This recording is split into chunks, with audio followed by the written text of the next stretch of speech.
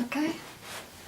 I was born in Barry on the 19th of April 1925, and the reason I was born in Barry was because my mother's aunt was a midwife, and she took in people who were pregnant, and they had their babies in her house, and which was a very large 3-storey house.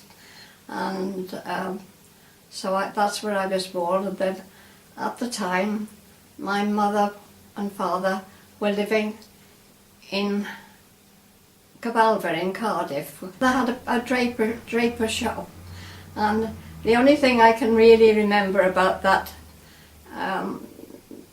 the shop was downstairs and we lived upstairs. The sitting room was upstairs, and I can remember one day the gypsies used to come, and my grandmother used to say, hide the lace before they come in, and because they'd want it for nothing, and then they'd go around the doors selling it. And I was scared stiff of these gypsies, and I used to cry every time I saw them. And then we stayed in Barry until I think I was about 5 when we moved to London, because my father had work in London. At that time work was very hard to come by, and we moved to London and we lived there quite a number of years, because I went to the infant school, the junior school, and then passed scholarship and went further afield, and I went to Mill Hill then to school, which meant a walk of 20 minutes or more before I could get onto the main road to get a bus, and then have the bus so far, and then again get off the bus and go down a subway and eventually get to school. It was quite a long journey. It used to take about over half an hour to complete in all, more or less 3/4 of an hour. And what part of London did you live? What part of London did you live? Colindale. It was a new estate, and I can remember at our house, at the top of our house was a field, and the top of the road was a field. Every now and again they had a fair, and the fair used to come in the field. And one year after the fair had left, my brother Sonny was walking through the field, and he went into a puddle, and when he brought his foot out of the puddle, he had a 10-shilling note on the end of it, and it must have been from the fair. Well, we couldn't believe this. I mean, 10 shillings in those days was an absolute fortune. And so of course we went straight home. My mother put it under the tap and washed it, and I don't know what happened to whether it was divided or whether he had it or what, but that was a little episode that happened. So what part of London did you actually live? Well, we lived, it was Northwest 9. Very difficult to explain, actually. It was between, if you went, say we lived here, if you went to the right, don't ask me north, south, east or west, because I don't understand it. If we went to the right, you first of all got to Burnt Oak, and then you got to Edgware. If you went to the left, you got to Old Hendon. I mean, there was Old Hendon, there was, and then there, and the Hendon Central that way, which is where the library and that was. But they were all, they weren't near. You'd walk from, well, if we were living in Moreland Road and we walked to town, that would be the distance that you walked in either direction. But we walked, as kids, on a Friday night, we would either walk to Burnt Oak, or Robin would be in the pram, and perhaps Sunny sat on the bottom of the pram, and we walked. But we always walked. We walked to lots of places.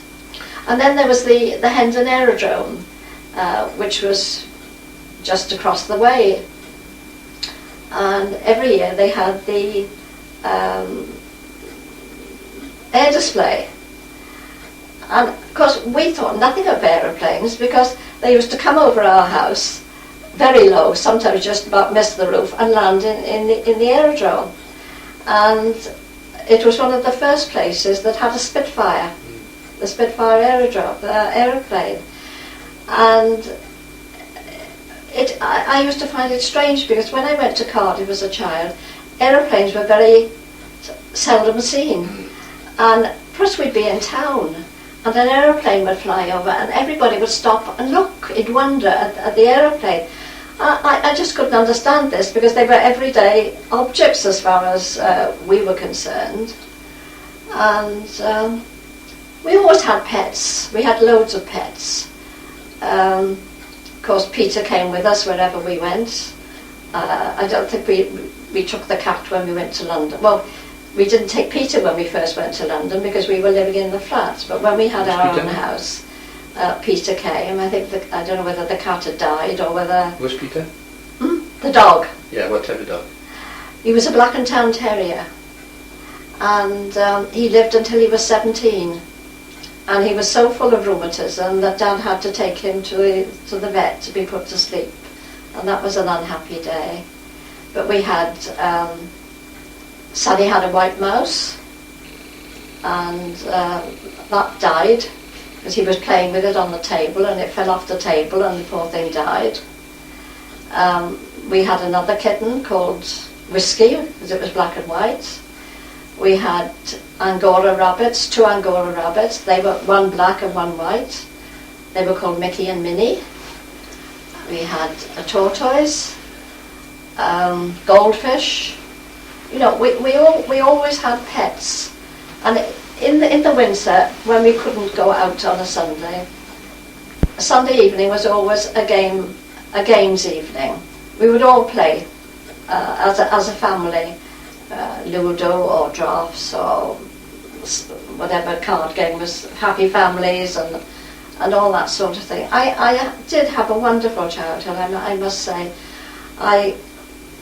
I can't ever remember, I suppose I must have got into trouble, but I can't ever remember having a smack or being told off or anything. And I don't think I was an exceptionally good child. I mean, that was just the way we were brought up and the way we behaved.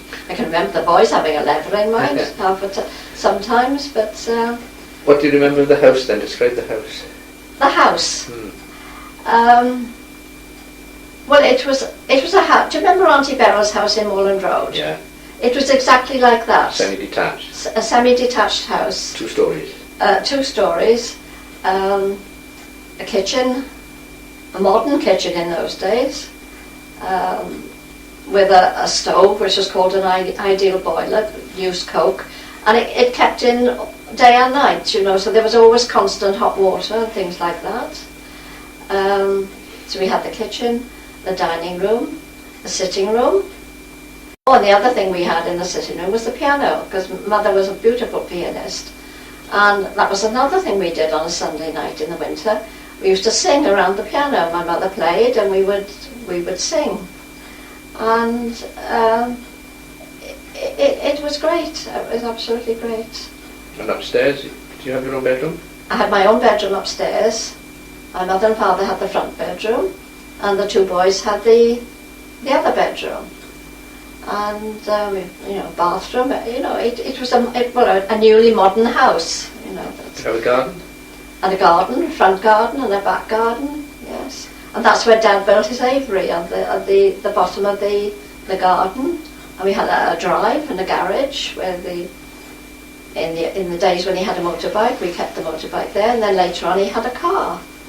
So we were lucky in that way that we always had transport. What can you remember about your Christmases? About? Your Christmases. Christmases. Oh, well, my mother says she spent 10 shillings on each of us. Well, what we had for 10 shillings was absolutely incredible. I mean, I can remember one Christmas having a real baby's cradle with a large baby doll, plus other things. Well, if she could get all that for 10 shillings, you know, it was amazing. Christmas was spent on our own because we didn't have any. The only relations we had in London was another one of my grandmother's sisters, Auntie Polly, but they lived in Golders Green, and we only saw Auntie Polly on high days and holidays. The other person who was related was Auntie Gert, who was the wife of my grandmother's youngest brother, Uncle Bert, and it was their daughter, Molly, who was she was a nurse at that time, but she was the one in the war who went into the Queen Alexander's nursing service, and she and another girl were the first two to set foot in France when we went in on D-Day, and they started up a nursing station to tend the wounded. We saw Molly sometimes, and we saw Auntie Gertie sometimes. But other than that, we were a close-knit family because we didn't have anybody else. And so what was the typical Christmas Eve? Christmas Eve. Oh, well, I mean, we always had a Christmas tree. I don't think there was anything spectacular about Christmas Eve. I mean, we went to bed, we hung our stockings up, well, we hung a pillowcase up actually, and it always seemed to be full. So, and then Christmas lunch was always turkey, Christmas pudding, you know, I mean, and we just made our own amusements. We just played a game or something in the, whatever the boys had for in their stocking, perhaps we played that game. But no, that was it. And then of course, so I stayed in school until the summer I was 14 then, no, 25. When did the war start? 1939. I was 14 and a half when the war started, and we were on holiday in Cardiff with my grandmother. We should have gone back, but the war was impending, and of course we were all fitted out with gas masks and things like that. And then Dad had an appointment with the Air Ministry, and funnily enough went to was a station down in Yeovil, which was not far from Charlton Mackerel, where his family lived. So they rented a cottage in Charlton Mackerel, and the boys went down there. Because it was so isolated, it was decided that I would be better off staying in Cardiff with my grandmother, because there was only a village school, there was nothing else. But of course it was a time when, of all the sort of upsets in the beginning, and unfortunately I couldn't get into a secondary school because they were all full and they wouldn't take me. And so I went to a secretarial college. It was in St Mary Street. It was on top of one of the shops opposite David Morgan's, and it was a privately run school. I think we were about 10 pupils, and I had learnt shorthand, typing and bookkeeping. I was there for a year, and then the secretarial college found you a position, and I went for a couple of interviews, but I wasn't really keen on them. And then I went for an interview in Parachute Factory, which was down, you had to go down Bute Street and then you turned into the North Dock, and you had a pass to go on the dock. You weren't allowed to go on the dock if you didn't have a pass. I started off as a junior typist and shorthand, but mainly typing and clerical work. And I had contact with the girls in the factory, and they were all nationalities, coming from Bute Street and that area. I always remember two names. One was a Chinese girl, and her name was Cherry Nakamura, and the other girl was Greek, and she was called Gloria Azzopardi. And it was a very mixed workforce, but everybody got on together until we had one episode where a new male supervisor came in, and he asked me if I'd like to do some typing during my lunch hour. And I didn't think anything of it. I said yes, I would do this. I'd been there about 12 months by this time, and I asked our supervisor in the office, and she said, I don't see anything wrong with that. She said, you're doing it in your lunchtime, you carry on. Well, anyway, it turned out that I was typing letters that he'd received from his son, who was in Canada in the Royal Air Force. And I didn't see anything wrong with these letters. So anyway, I was typing them, and he gave me £0.50 a week for typing these letters. And all of a sudden, a few months later, there was a terrible kerfuffle. Also, a woman who was very friendly with him, she was a supervisor in the testing department at the parachutes, the inspection department really, not testing, because we made two types of parachutes. We made a man dropper, which was made of silk, and a supply dropper, which was made of a calico material. And she was inspecting these parachutes before they were sent out to the aerodromes. And one day there was a heck of a kerfuffle, as I was saying, and all the girls from the factory were sent home, and we staff were told to stay where we were, and there were all sorts of people milling around, and in the end this man, who was called Mr. Romaine, and the woman, who was called Miss Berry, were called in to this interview, and the outcome was that they were spies, and he was taken into custody, but she made an excuse that she wanted to go to the toilet, so she went to the toilet because there were only men there. There wasn't a woman supervisor or anything.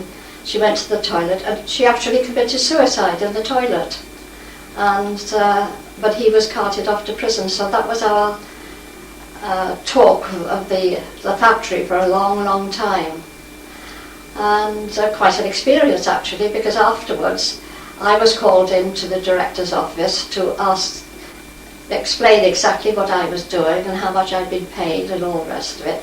I was innocent on my part, and nobody took any offence against that. And then we carried on as normal. At that time I also met Aileen, who turned out to be a lifelong friend. She was Chris's godmother, and they came down for the christening, and she came to Chris's reception that she had in the Orangery when she married Bob. And sort of life just went on, and Aileen introduced me to the world of the theatre. We used to go on a Saturday afternoon to the Prince of Wales Theatre in Cardiff, 1 and 6pence for a matinee, and we saw all the big plays that were touring the country. I can remember Richard Tauber and wonderful orchestras, and we sat at the back of the stalls for 1 and 6pence, and we enjoyed our friendship. And I was also with Aileen when the war ended, because by that time her husband, George, he'd had rheumatic fever as a child, so he wasn't eligible for the armed forces. He worked as a manager of a tailor shop, and he'd been transferred to, I think it was Hepworth. He'd been transferred to Bedford, and they'd gone to live up there, and Aileen had John, and it was John's first birthday. And I got on the train to go, and there was talk about the end of the war. And I didn't know what was going on here. But anyway, as we got further and further to London, yes, it was definitely the war in Europe was over. And when I got to Bedford, Aileen met me at the station, and I said, "Have you heard that the war is over?" And she said, "No, I haven't heard. Come on, we'll go to George's shop and see if he's heard anything." So anyway, when we got to George's shop, he hadn't heard anything, but he went and made inquiries. And yes, the war was over. And so they shut the shop, and everybody went home, and we went back to their apartment. And then everybody was milling around. They lived not far from a huge park in Bedford, and the river ran right through it. And so we pushed John in the pram, and we went along to have a look. And next to the park gates was a church house, and as we got there, the Archbishop of Canterbury was coming out of this church house, and of course everybody was milling around and all the rest of it. So anyway, we thought we'd go home now and we'd have something to eat, and then we would come back in the evening. Well, this was about 5 o'clock. By the time we got back into the park, about 7:30, from somewhere or other, the park officials had found fairy lights, and the whole park was, I'm getting emotional now, was lit up with fairy lights, and they were absolutely thronging the place, and it was the most fantastic atmosphere I've ever come across. And we were out in the evening, and there were two Americans riding a tandem. And without any warning or anything, everybody surged around these two Americans on the tandem and started singing "Daisy, Daisy, give me your answer do. I'm all crazy, all on a bike of two." And of course the Americans didn't understand this, and they didn't know what was going on. But it was the most wonderful atmosphere I think I've ever come across in my life. And we went around, walked along the river, and the boats were out on the river, and it was just fantastic. And so that was my holiday in Bedford, and that was my experience of the end of the war in Europe. The end of the war in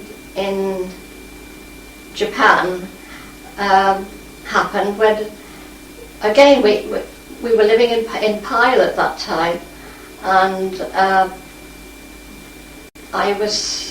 my mother's friend Amy, a girl, her friend, was staying with us, and her niece, I think it was, or her brother's girlfriend or something like that, they were all staying there. And then for the end of that, the Japanese war, they said, "Come on, let's go down to Porthcawl." So at midnight we were down in Porthcawl, and that wasn't as emotional as the other one. Even though it was the end of all fighting, it wasn't as emotional as the other one. I was still working in the steel company, and I'd met Bill in 1942 when he was home from the Conway, where they had holidays at home in August, and that's where I met him, by the bandstand. My brothers had gone in and said, "There's a boy who wants to meet you, and he'll be by the bandstand." So anyway, I didn't know whether I wanted to see him or whether I didn't. But I went across and joined in all the festivities of the bandstand. And there was tennis tournaments and bowls tournaments and all the rest of it. And anyway, eventually he came up to me, or I went up to him, I don't know which it was, and I don't know how I recognised him. Somebody must have told me who it was. And we were friends for about, I don't know, until he went back to the convoy in September, not all that very long. And sort of that was the end of that particular episode. And then we didn't meet up again until about 1942. Oh, no, later than that. Yes, no, it wasn't that. It must have been 1945 when he came back from the Far East. But yeah, it must have been 1945, I would say. And then I don't know. When he went to sea, he did say to me, "Will you write to me?" So we corresponded for all those years. But as far as seeing one another, we weren't able to. And up until that time, we were just friends. And then he came home in just before Christmas in 1945. He was away for all those years without coming home at all. And from there on, we picked up our friendship, and that was that. That's all I can really tell you. So it wasn't a long engagement then? We did get engaged. We didn't get engaged? No. We just decided we were getting married, and that was that. Right. He'll tell you that I proposed to him. I might have done, I don't know. But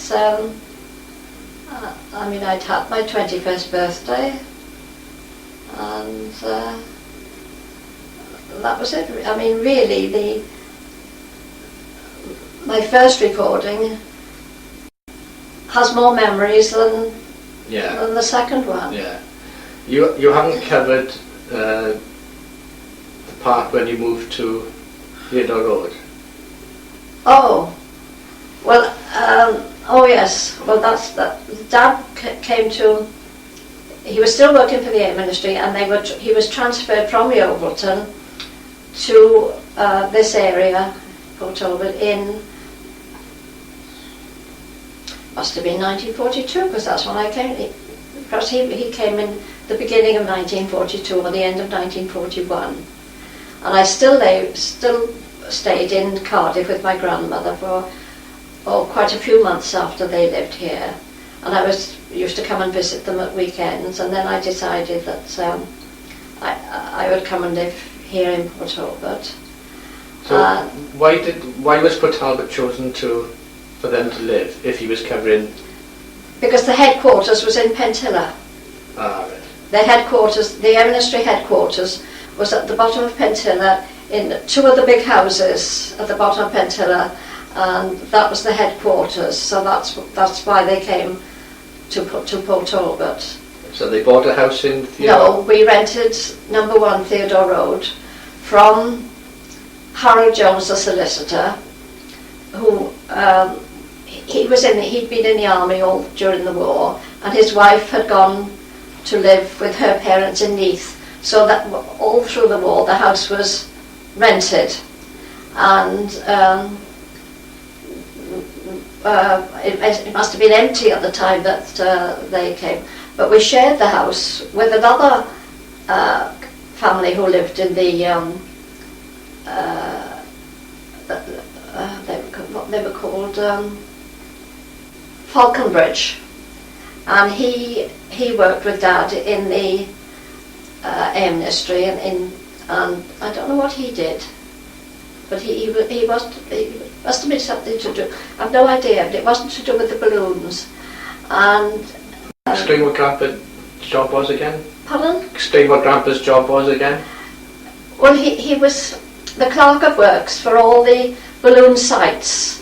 So that if anything wanted doing, he had to go and inspect them and see if anything wanted doing, not to the balloons themselves, but to the accommodation and the ground and that the balloons were moored on. There was one moored in the right opposite us in Theodore Road, more or less where the school is now, the infant school. That's where it was. And so he had to do that. When they came to Theodore Road, the Falconbridges had one little girl, and she was called Pat. And then while they were there, she had another boy. So they had the front room downstairs and the front room upstairs, and then we had the rest of the house then. So that was 3 bedrooms and the living room, and then they shared the kitchen between the mother and Mrs. Falk, as we used to call her. And so that's where we lived in Port Talbot, and that's where I came to. So at what stage did Robin and Sonny come back to Port Talbot? Oh, they were living there as well. They came back with my mother and father when they moved from Somerset.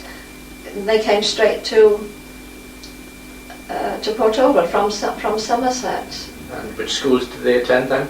Well, Robin went to he passed scholarship in Charlton Mackerel, so they took him into the secondary school here.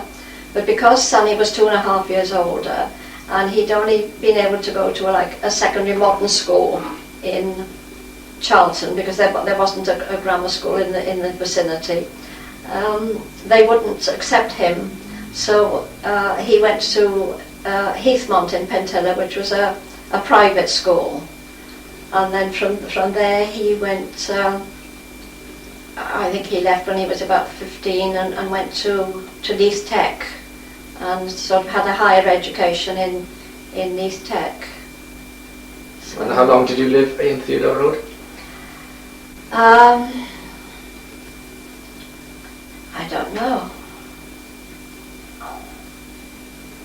Probably about 1945, maybe. Because from Theodore Road, Dad was moved again, and he was solely in charge of the maintenance of Stormy Aerodrome. And the war had finished. The war had finished before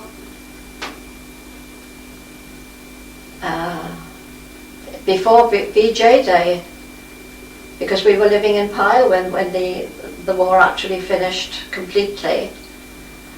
So the men were starting to be demobbed after the war in Europe finished, and the people who owned Theodore Road, he was being discharged from the army and they wanted the house back.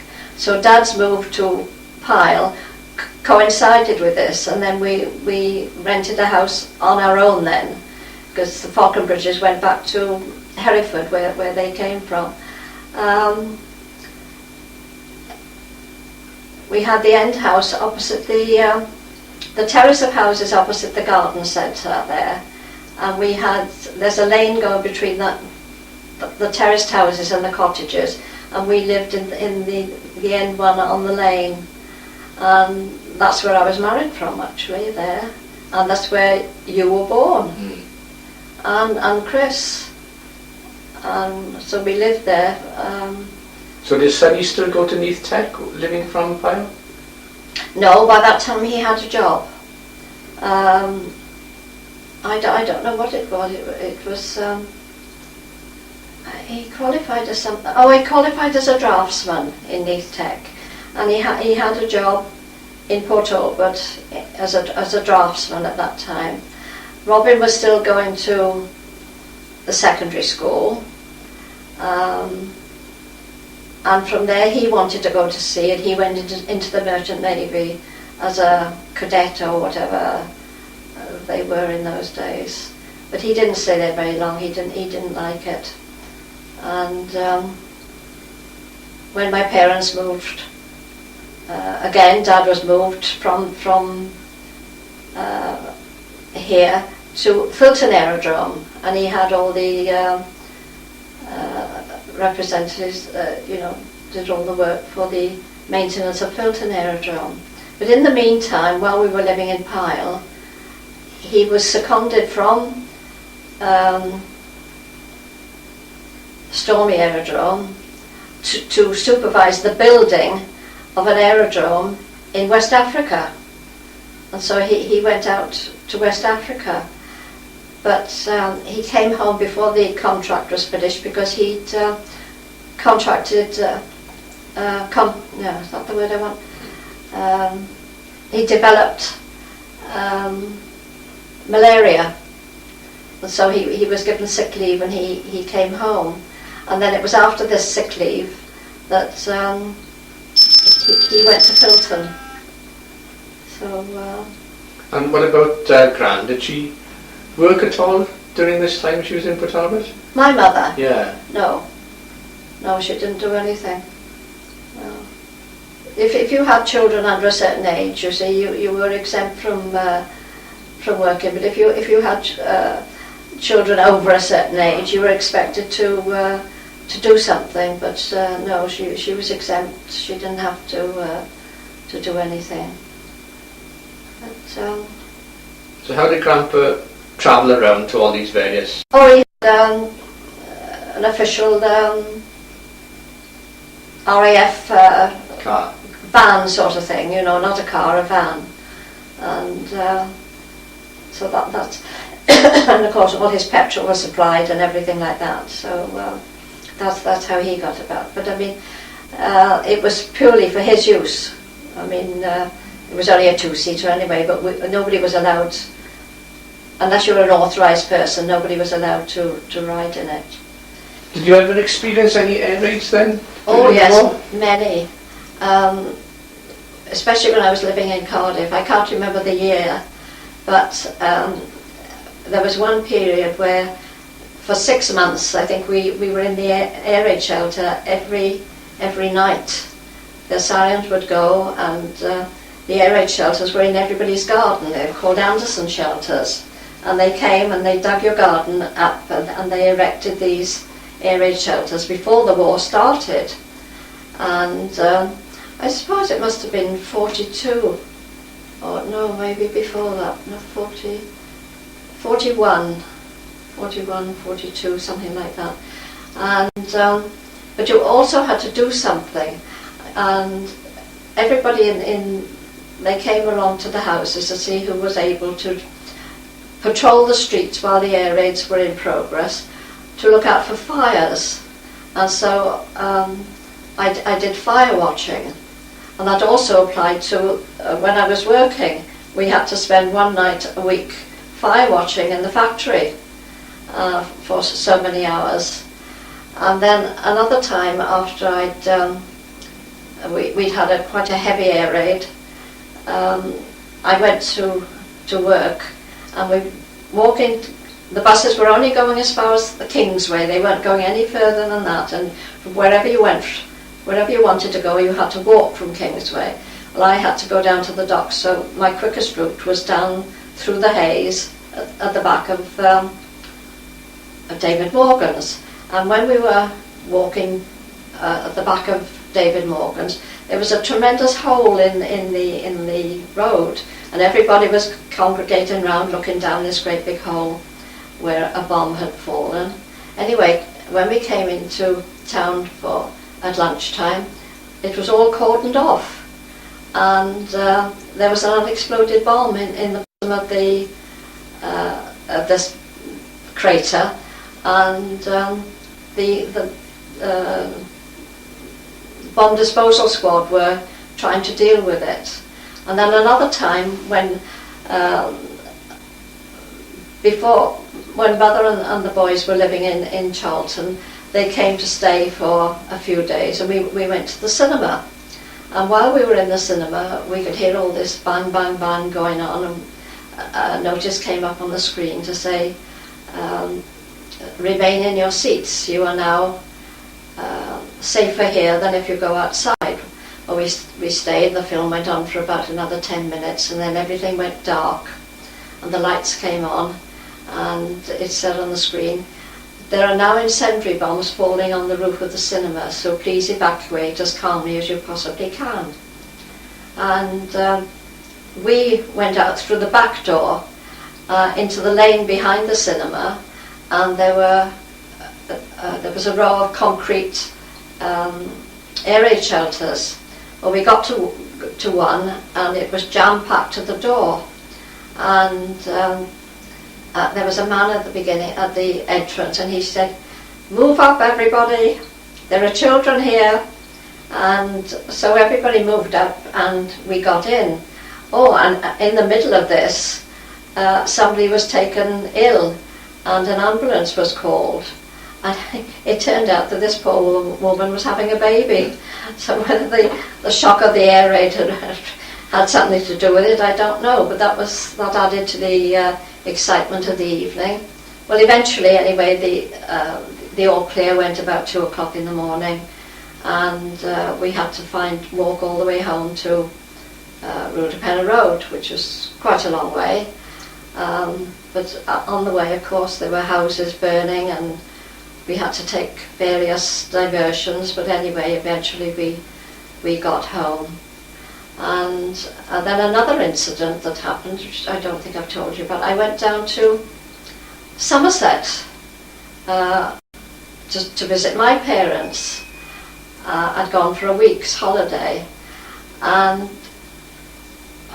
my week was over, and I'd had a nice time, lovely weather and all the rest of it. And I at this time perhaps I wasn't working, I might have been in secretarial college, because I was only about, I don't think I was 16, I think I must have been 15 or 16. And I got on the train at Charlton Mackerel, and my first change was at,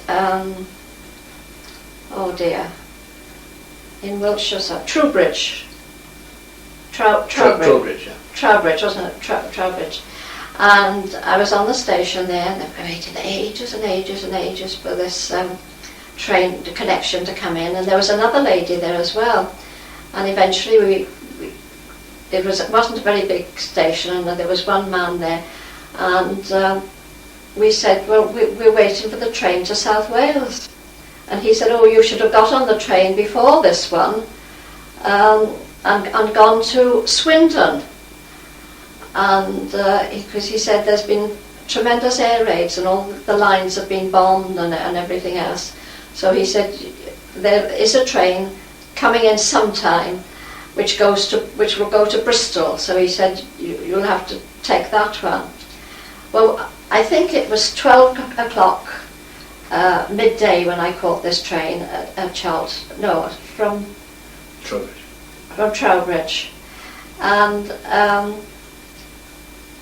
the one I should have caught would have been 12 o'clock. I don't know what time this one got in, but we eventually one came in sometime or other, and it was 10 o'clock in the evening by the time we got to Bristol station. And I was pleased that I had this young lady with me, because she was very friendly. And so we got as far as Bristol station. Everything was in blackout. There wasn't a light anywhere. You just had to grope your way around. And we went into the waiting room. And she had a bar of chocolate, so we did have some chocolate. And then eventually the porters came round saying, train from South Wales coming in now in a minute. Train from South Wales coming in now in a minute. When the train came in, it was absolutely in darkness. There wasn't a light on the train anywhere. And you didn't know what carriage you were getting into, whether it was full or dark, and all this. It was full of servicemen. They were all standing in the corridors. And one of them opened the door, and he flicked on his lighter, and he said, come in here. And we went in. And they were all crammed in the corridors, and then two soldiers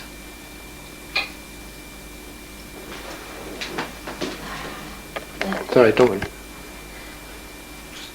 The soldiers flicked on his lighter, and two soldiers got out from the carriage, and they gave us their seats. And we eventually got into Cardiff at 5 o'clock in the morning. And of course, what was I to do then? There weren't any buses or anything. Nobody knew when a bus was going to run. And I actually walked from Cardiff station with my suitcase all the way to Rudepenna Road. changing it from one hand to the other hand, having a rest and all the rest of it. I mean, you couldn't get a taxi, there wasn't any transport at all. So that was my experience of that part of the war.